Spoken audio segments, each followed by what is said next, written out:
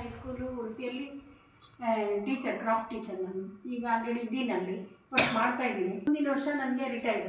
ನಾನು ಆಧ್ಯಾತ್ಮಿಕವಾಗಿ ಫಸ್ಟ್ ಹೋಗಿದ್ದೆ ಶಾರದಾಶ್ರಮಕ್ಕೆ. ಶಾರದಾಶ್ರಮದಲ್ಲಿ ಮಾತಾಜಿ ಫಸ್ಟು ಚಳ್ಳಕೆರೆಗೆ ಬಂದಿದ್ದರು. ಅವರು ನನಗೆ ತುಂಬಾ 1-2-3 ವರ್ಷ ಅವ್ರ ಜೊತೆಲೇ ನಾನು ಇದ್ದುಬಿಟ್ಟಿದ್ದೆ.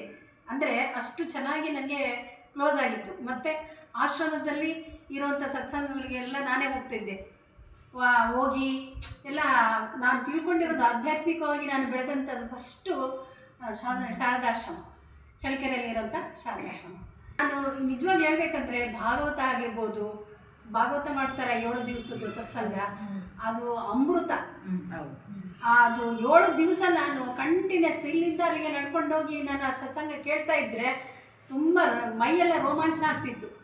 ನನಗೆ ಭಾಳ ದೇವರ ಬಗ್ಗೆ ಆಸಕ್ತಿ ಬರೋದೇ ನಮ್ಮ ರಾಮಕೃಷ್ಣ ಆಶ್ರಮದಿಂದ. ಫಸ್ಟು ಆ ರಾಮಕೃಷ್ಣ ಆಶ್ರಮದಿಂದ ನಡತೆ ಚೇಂಜ್ ಆಗುತ್ತೆ, ಮತ್ತು ಭಗವಂತನ ಬಗ್ಗೆ ಗೊತ್ತಾಗುತ್ತೆ. ಮತ್ತು ಭಗವಂತ ಅಂದರೆ ಏನು ಅಂತ ಫಸ್ಟು ತಿಳ್ಕೊಳ್ಳೋದೇ ಭಾಳ ಮುಖ್ಯವಾದದ್ದು ಪ್ರತಿಯೊಬ್ಬರಿಗೂ. ಅದನ್ನು ಭಾಳ ಮುಖ್ಯವಾಗಿ ತಿಳಿಸ್ಕೊಡುತ್ತೆ ಶಾರದಾಶ್ರಮ.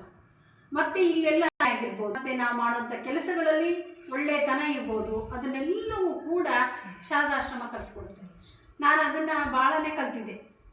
ನಾನು ಉಡುಪಿಯಲ್ಲಿ ನಾನು ಹೋಗಿ ವರ್ಕ್ ಮಾಡಬೇಕು ಅಂತಂದರೆ ಒಬ್ಬಳೆ ಈಗಲೂ ಕೂಡ ಸ್ಥೈರ್ಯ ತುಂಬಿದ್ದು ಅಂತಂದರೆ ಫಸ್ಟು ಶಾರದಾಶ್ರಮ. ಯಾಕೆ ಸ್ವಲ್ಪ ನಮಗೆ ನಾಲೆಡ್ಜ್ ಇರೋದ್ರಿಂದ ಈಗ ಯಾರೇ ಆಗಲಿ ಕೌಟುಂಬಿಕವಾಗಿರ್ಬೇಕಾದ್ರೆ ಒಂದು ಕಡೆ ಹೋಗಿ ವರ್ಕ್ ಮಾಡೋದು ಅಂದರೆ ಅಷ್ಟು ಸುಲಭ ಅಲ್ಲ. ಮತ್ತು ಒಬ್ರು ಯಾರಾದ್ರೂ ಗಂಡು ಮಕ್ಳು ಇರಬೇಕು, ಏನಾದರೂ ಆದರೆ ಸಹಾಯ ಮಾಡುವಂಥ ಒಂದು ಮೆಂಟಾಲಿಟಿ ಇರುತ್ತೆ. ಆದರೆ ಅದನ್ನು ಮೀರಿ ನನಗೆ ಶಕ್ತಿ ಕೊಟ್ಟಂಥದ್ದು ಶಾರದಾಶ್ರಮ.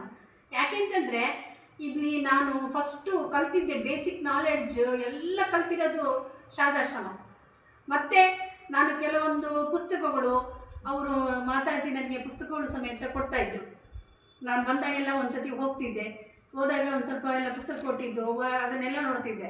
ಅಂದರೆ ನನ್ನ ಒಂದು ಆಧ್ಯಾತ್ಮಿಕ ಜೀವನದಲ್ಲಿ ಫಸ್ಟ್ ಮೈಲಿಗಲ್ಲು ಶಾರದಾಶ್ರಮ. ಅದನ್ನು ಹೇಳೋಕ್ಕೆ ನಾನಿಲ್ಲಿ ಭಾಳ ಸಂತೋಷ ಪಡ್ತೀನಿ.